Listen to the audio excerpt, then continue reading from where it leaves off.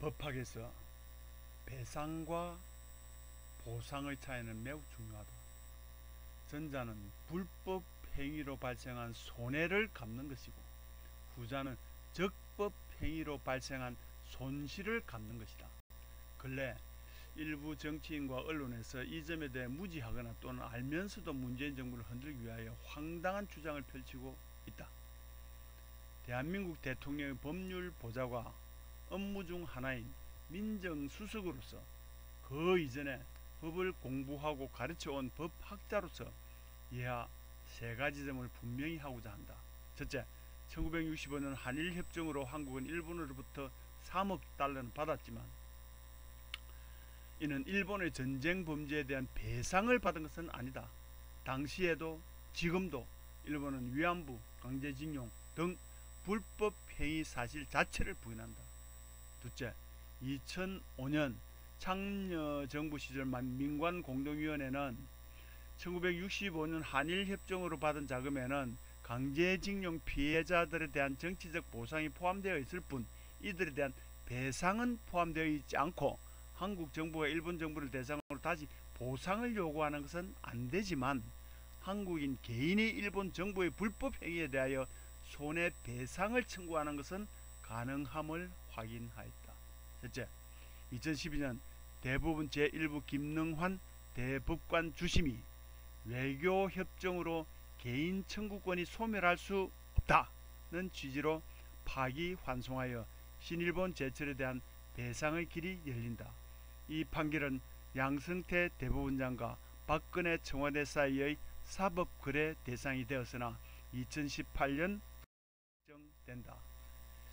이러한 1965년 이후 일관된 한국 정부의 입장과 2012년 및 2018년 대법원 판결을 부정, 비난, 왜곡, 매도하는 것은 정확히 일본 정부의 입장이다.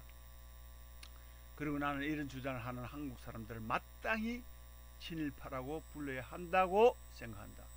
일본 정부가 경제전쟁을 도발하면서 맨 처음 내세웠던 것이 한국 대법원 판결의 부당성이었다. 1965년 일본으로부터 거액을 받아 한국 경제가 이만큼 발전한 것 아니냐? 류의 표피적 질문을 하기 전에 이상의 근본적 문제에 대해 한 번이라도 생각해 보길 바란다. 일본의 한국 지배의 불법성을 인정하느냐가 모든 사안의 뿌리이다. 이상은 조국 청와대 민정수석의 페이스북에 올린 글을 제가 대신 읽어 보았습니다. 최근 일본의 대한국 수출 규제 조치로 한일 양국의 갈등이 고조되는 가운데 조국 청와대 민정수석이 SNS에 동학 농민혁명을 소재로 한 노래인 죽창가를 소개했다. 조 수석은 13일 오후 자신의 페이스북에 SBS 드라마 녹두꽃 마지막 회를 보는데 한참 잊고 있던 이 노래가 배경음악으로 나왔다며 죽창가를 들을 수 있는 링크를 올렸다.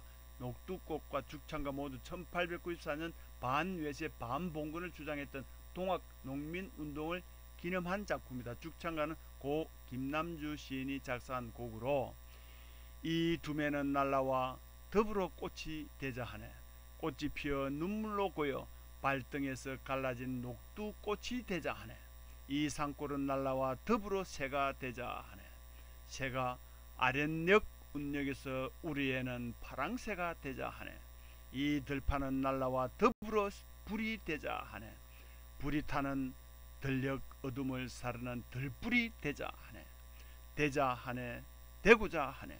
다시 한번 이 고을은 반란이 되자 하네. 청송녹죽 가슴에 꽂히는 죽창이 되자 하네. 역시 대신 읊어 보았습니다. 정강입니다.